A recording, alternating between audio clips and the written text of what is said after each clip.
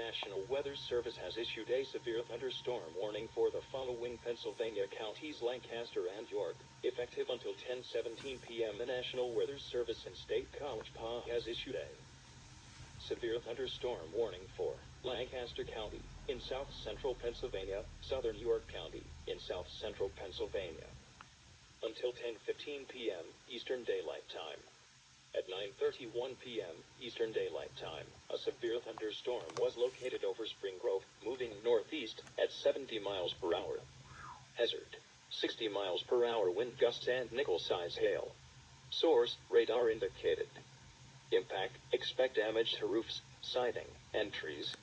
Locations impacted include Buck, York Airport, Stony Brook, Wilshire, Red Lion, Millersville University, Reinholds, Crossroads, Loganville, New Holland, East York, Blue Ball, and Georgetown. This includes the following interstates: the Pennsylvania Turnpike from mile markers 2684, Interstate 83 from mile markers 0 to 23. Precautionary/preparedness actions: stay inside a well-built structure and keep away from windows,